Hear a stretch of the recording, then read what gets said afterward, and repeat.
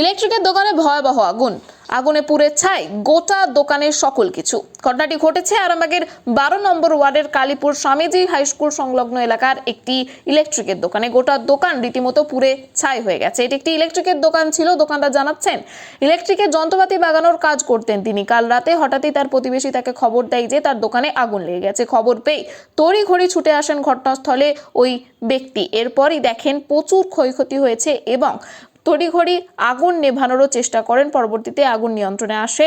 এই বিষয়ে তিনি আরো কি জানাচ্ছেন দেখুন বিস্তারিত। 24 আওয়ার্স আরামবাগের রিপোর্ট।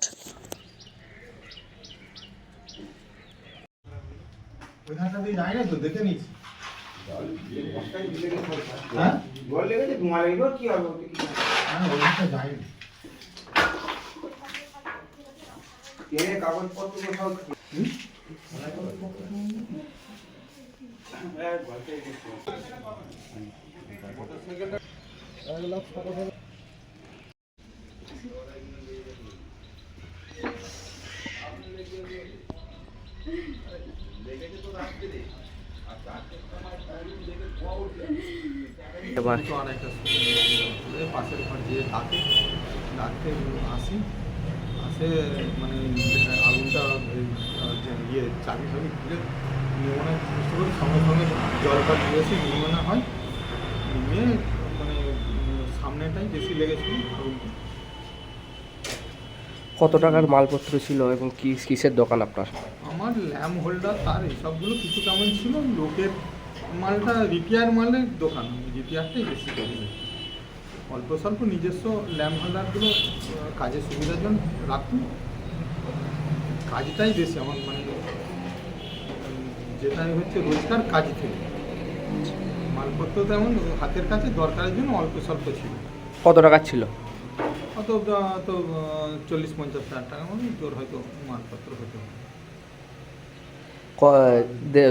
দরজা খুলেই দেখতে পাই যে আগুন ছড়িয়ে পড়েছে দোকানের মধ্যে। হ্যাঁ, আমি ছড়িয়ে পড়েছি। ওই তো ওখান থেকে ফায়ার ব্রিগেডে ডাকতে করতে কিন্তু অল্পর মধ্যেই নেমে গেছে। নাহলে তো ডাকতে হতোই। আমার কাছে নাম্বারও ছিল না, আমার আর মনেও নেই। নাম্বার ফোনটা গণ্ডগোল হয়েছে, সব নাম্বার সব গণ্ডগোল হয়ে গেছে। ফোন নিয়ে আসিনি তো, ঘর থেকে ছুটে এসেছি দেখছি এরকম। ফোন আনতেও সময় হয়নি, সতর্ক করতে খানিক বাদে নিমোনা হয়ে গেল। কি মনে করছেন কারা কে লাগিয়েছে বা কিভাবে কি আগুন লেগেছে? সেরকম কিছু বুঝতে পারিনি, যে ধূপ থেকেও হতে পারে বা ইলেকট্রিক থেকে। মনে হচ্ছে ধূপ থেকে হতে পারে। ইলেকট্রিক তো অফ করাই ছিল। আচ্ছা, এবার কোনো কারণে কোনখান থেকে লেগেছে বুঝতে পারছি না। এবার কেউ মানে বিড়ি ফিরিও খেয়ে ফেলেছে নাকি তাও বুঝতে পারছি না। মানে কাজ করতে এলে তাও বুঝতে পারছি না। আগুন কারা নেভায়? আগুন আমরা ওই তো ঘরের পাশের জনকে ডাকতে সব জল ফল নিয়ে এসে তাড়াতাড়ি প্রতিবেশীরা সব মিলে আপনারাই নেভায়? ফায়ার ব্রিগেডকে খবর দিয়েছিলেন নাকি? না, তখন আর সময় হয়নি, তো নেমে গেছে আর বলার প্রয়োজন হয়নি। আচ্ছা, নেমে না গেলে তো বলতেই হতো।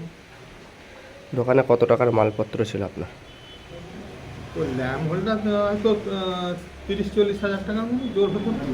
আরে সুকেশটা নষ্ট হয়েছে, আর প্রায় এর মালে রিপেয়ারটা ছিল, সেটা এখন কতটা কি হয়তো বুঝতে পারছি না। আপনার নাম? আরাধন সময়। এই দোকানটা কোথায়, কোন জায়গায়? কালীপুর হাই স্কুলের কাছে 12 নম্বর। কিসের দোকান আপনার? আমার রিপেয়ার দোকান, ইলেকট্রিকের? হ্যাঁ, লোকের কাজ করি। Thank you. সন্তানের পরে মন বসছে না, প্রচুর পরিশ্রম করেও আপনি আশানুরূপ পারিশ্রমিক পাচ্ছেন না, যার ফলে আর্থিক সংকট আপনার জীবনে দুঃখ এবং চাপের ছায়া ফেলেছে। দিনার ভারে জর্জরিত স্বামী স্ত্রীর মধ্যে প্রতিনিয়ত ভুল বোঝাবুঝি বেড়েই চলেছে। নতুন বাড়ি কিনেছেন, কিন্তু সেই স্বপ্নের বাড়িটা যেন আরও দুর্ভোগ নিয়ে এসেছে আপনার জীবনে। আপনি ভাবছেন সস্তায় পাওয়া বাড়িটা নেওয়াটাই কি সঠিক সিদ্ধান্ত ছিল? এমনই সব দ্বিধাদ্বন্দ্ব এবং জীবনের কঠিন মুহূর্তে আপনাকে সঠিক পথে পরিচালিত করবেন আন্তর্জাতিক খ্যাতিসম্পন্ন স্বর্ণপদক ও স্বর্ণ মুকুটপ্রাপ্ত ডক্টর অজয় শাস্ত্রী। তিনি শুধু আপনাকে পথই দেখাবেন না, আপনার জীবনে সত্যিকারের সুখ, শান্তি, ঐশ্বর্য, অর্থ যেন সঠিক সময় আপনার কাছে পৌঁছে দেয় সেই দায়িত্বও নেবেন। তাঁর অভিজ্ঞতা এবং জ্ঞানের আলোতে আপনার জীবন হয়ে উঠতে পারে নিরুদ্বেগ ও সমৃদ্ধির পথে ধাবমান। তাই আর দেরি নয়, স্ক্রিনে দেওয়া নাম্বারে এখনই ফোন করে ডক্টর অজয় শাস্ত্রীর সাথে যোগাযোগ করুন। কে জানেন, হয়তো একটিমাত্র ফোনই আপনার জীবনকে বদলে দিতে পারে।